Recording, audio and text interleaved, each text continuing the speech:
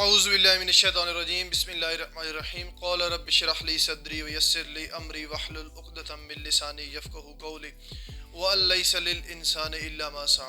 अस्सलाम वालेकुम फ्रेंड्स, उम्मीद करता हूँ कि आप सब लोग खैरियत से होंगे और अपनी अपनी ज़िंदगियों में बहुत सारा एंजॉय कर रहे होंगे। आज हम लोग करने जा रहे हैं टेस्ट एक्टिविटी करने जा रहे हैं, टेस्ट योरसेल्फ 9.1 इस चैप्टर की पहली एक्टिविटी है।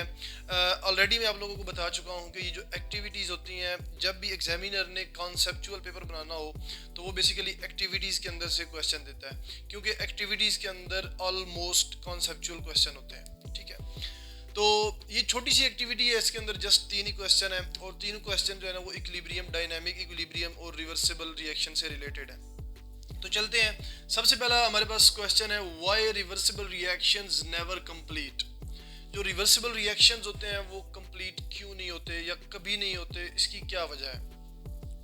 तो आंसर क्या है? Reversible reactions never complete because forward and reverse reaction taking place with the same speed means rate in opposite direction by attaining equilibrium state. और इक्विलिब्रियम कौन सा? डायनामिक इक्विलिब्रियम, क्योंकि डायनामिक इक्विलिब्रियम रिवर्सिबल रिएक्शंस में होता है। तो reversible reaction कभी complete नहीं होता। उसकी वजह क्या होती है?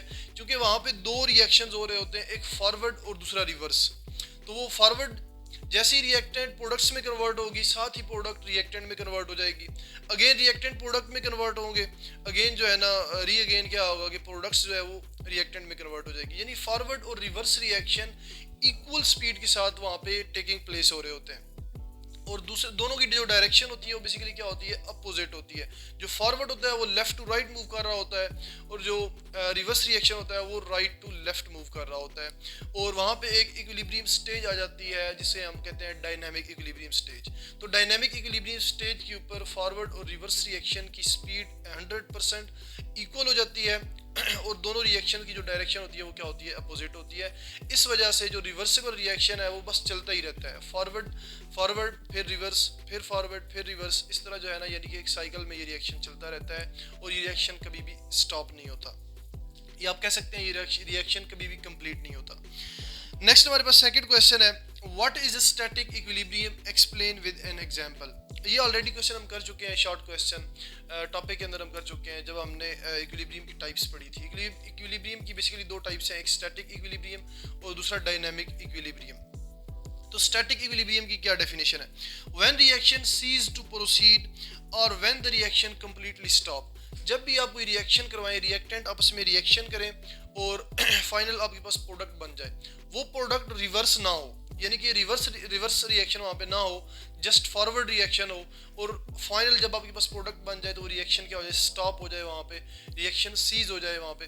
तो बेसिकली वो कौन सा रिएक्शन होगा? बेसिकली हमारे पास इरिवर्सिबल रिएक्शन होगा, जिसे हम इरिवर्सिबल रिएक्शन कहते हैं। तो जब फाइनल प्रोडक्ट बन जाती है, रिएक्शन स्टॉप हो जाता है, तो उस स्टेट को हम क्या कहते हैं? स्टैटिक इक्विलिब्रियम स्टेट कहते हैं। समझ आ गई है? अच्छा, इसकी एग्जांपल जो है बेसिकली वो एक इन्होंने एक जो है ना नॉर्मल डेली लाइफ से एग्जांपल दी है इन्होंने। अगर आप क्योंकि केमिस्ट्री के हम केमिस्ट्री पढ़ रहे हैं, तो केमिस्ट्री के अंदर अगर आप इसकी एग्जांपल देखेंगे तो इरिवर्सिबल रिएक्शंस जितनी भी हैं बेसिकली वो कौन सी स्टेट को अप्रोच करते हैं? स्टैटिक इक्विलिब्रियम स्टेट को अप्रोच करते हैं। तो यहाँ पे जो बुक के अंदर उन्होंने एग्जांपल दी, मैंने वही कोट की है। A building doesn't fall down because all the forces acting on it are balanced. कोई भी जो बिल्डिंग है वो बेसिकली वो गिरती नहीं है, क्योंकि उसके ऊपर जितने भी फोर्सेस लग रही होती हैं, ग्रेविटी की फोर्स, उसकी अपनी जो इंटरनल फोर्सेस होती हैं, कोहेसिव फोर्सेस, वो बेसिकली सारी क्या होती हैं? इक्वल होती हैं और बैलेंस्ड होती हैं, जिसकी वजह से वो बिल्डिंग गिरती नहीं है। आगे थर्ड क्वेश्चन है, why the amounts of reactants and products do not change at equilibrium in a reversible reaction.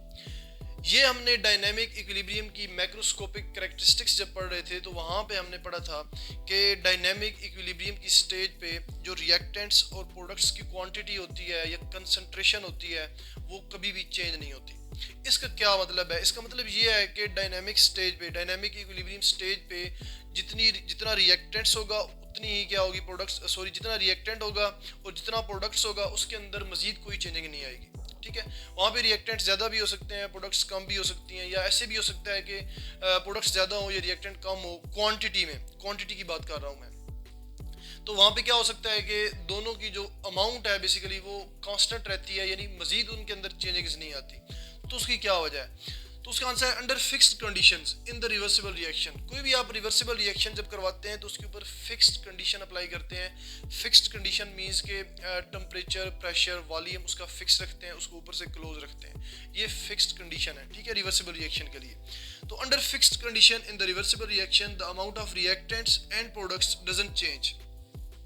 जब आप फिक्स्ड कंडीशन के अंडर जो है ना वो रिवर्सिबल रिएक्शन करवाते हैं तो वहाँ पे अमाउंट ऑफ रिएक्टेंट्स और प्रोडक्ट्स चेंज नहीं होते एट इक्विलिब्रियम स्टेज। क्यों? क्योंकि because forward and reverse reactions rates are equal due to which the concentration of both reactants and products remains constant. वहाँ पे फॉरवर्ड और रिवर्स रिएक्शन का rate same ही होता है, सेम स्पीड के साथ फॉरवर्ड और रिवर्स रिएक्शन टेकिंग प्लेस हो रहे होते हैं, जिसकी वजह से रिएक्टेंट्स और प्रोडक्ट्स की क्वांटिटी सेम रहती है। अब जाहिर है फॉरवर्ड रिएक्शन हो रहा है तो जितनी प्रोडक्ट बन रही है उसके मुकाबले में रिवर्स रिएक्शन हो रहा होता है, तो वही रिएक्टेंट हमारे पास वापस बन रहे होते हैं। तो रिएक्टेंट्स और प्रोडक्ट्स की क्वांटिटी वहाँ पे सेम रहती है, वहाँ पे कोई चेंजिंग नहीं होती। हाँ, हम चेंजिंग कर सकते हैं। इसके अंदर कैसे चेंजिंग कर सकते हैं? यानी कि हम जो 2-3 डिफरेंट पैरामीटर्स हैं, बल्कि ज़्यादा पैरामीटर्स हैं, पीएच भी आ जाता है जिसके अंदर पीएच पैरामीटर है या कंडीशन है, टेम्परेचर है, वॉल्यूम है, प्रेशर है, ये डिफरेंट कंडीशंस हैं। इनको हम चेंज करके जो है ना वो हम जो अमाउंट है रिएक्टेंट्स और प्रोडक्ट्स की एट इक्विलिब्रियम स्टेज पे वो हम चेंज कर सकते हैं। लेकिन ये जो है ना आप लोगों के टॉपिक में नहीं है, ये एफएससी लेवल पे है। आगे जब आप लोग एफएससी लेवल पे जाएंगे तो वहाँ पे ली चैटलियर प्रिंसिपल के नाम से एक प्रिंसिपल पढ़ेंगे जिसके अंदर ये सारी चीज़ें डिस्कस होंगी कि हम इक्विलिब्रियम स्टेज पे, डायनामिक इक्विलिब्रियम स्टेज पे रिएक्टेंट्स और प्रोडक्ट्स की जो है ना वो अमाउंट्स हम कैसे जो है ना वो चेंज कर सकते हैं। तो ये 3 क्वेश्चन थे, शॉर्ट से 3 क्वेश्चन थे, कॉन्सेप्चुअल क्वेश्चन थे। उम्मीद करता हूँ ये सारी चीज़ें आप लोगों को समझ आ चुकी होंगी। यहाँ तक हमारा जो एक कंप्लीट टॉपिक था रिवर्सिबल रिएक्शन और डायनामिक इक्विलिब्रियम वाला, वो कंप्लीट हो जाता है। नेक्स्ट हमने जो टॉपिक शुरू करना है वो basically law of mass action है, जो कि एक नया टॉपिक है, उसको हम स्टार्ट करेंगे। तो कोशिश करें कि law of mass action start होने से पहले ये सारी चीज़ें आप लोग ध्यान से समझ लें। अगर एक दफ़ा लेक्चर लेते हैं समझ नहीं आती तो दूसरी दफ़ा लेक्चर लें, तीसरी दफ़ा लें, अनटिल कि अगर स्टिल समझ नहीं आती तो आप जो है कमेंट सेक्शन के अंदर क्वेश्चन करें, मैं आप लोगों को वो चीज़ समझाऊंगा। तो इसी के साथ मैं अपना लेक्चर एंड करता हूँ। इंशाल्लाह मिलते हैं नेक्स्ट लेक्चर में। इसी के साथ ही अल्लाह हाफिज़।